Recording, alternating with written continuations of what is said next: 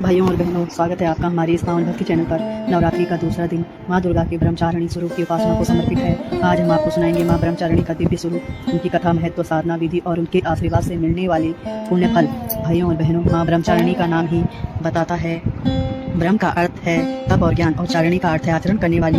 माँ का स्वरूप अत्यंत शांति और तपस्या का प्रतीक है। वह सफेद वस्त्र धारण करती है। उनके दाईं हाथ में जप की माला और बाईं हाथ में कमंडल रहता है। उनके मुख पर तपस्या की चमक और भक्ति की आवाज लगती है। भाइयों और बहनों, कथा इस प्रकार है। राजा हिमवान और रानी नैना की पुत्री के रूप में माँ पार्वती का जन्म हुआ। बाल्यकाल से ही उन्होंने भगवान शिव को पति रूप में पाने का संकल्प लिया। इसके लिए उन्होंने घोर तपस्या आरंभ की।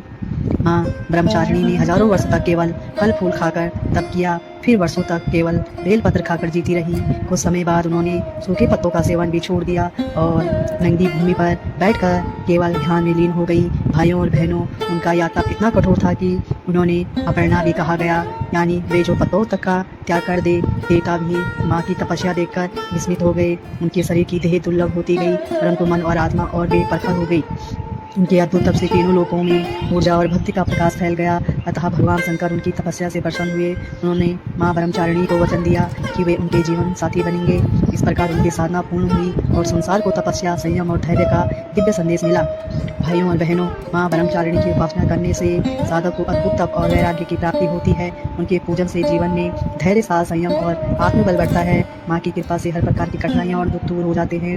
नवरात्रि के दूसरे दिन माँ ब्रह्मचारिणी की पूजा इस प्रकार की जाती है। सबसे पहले कलश की स्थापना करें और आचमन कर संकल्प ले।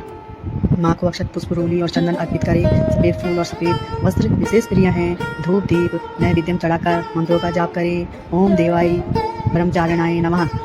माँ ब्रह्मचारिणी के उपदेश। भाइयों और बहनों, माँ ब्रह्मचारिणी हमें यह सिखाती है कि सच्चे संकल्प और धैर्य से कोई भी लक्ष्य पाया जा सकता है। कठिन से कठिन मार्ग में भी संयम और विश्वास नहीं छोड़ना चाहिए। तपस्या और साधना जीवन को प्रकाशित करती है। तो भाइयों और बहनों, माँ ब्रह्मचारिणी की यह पावन कथा हमें सिखाती है कि भक्ति, संयम और धैर्य ही जीवन के सबसे बड़े बल हैं। माँ का आशीर्वाद हम सब पर बना रहे और हमारे जीवन से हर दुख और संकट दूर हों। जय माँ ब्रह्मचारिणी, जय माता दी।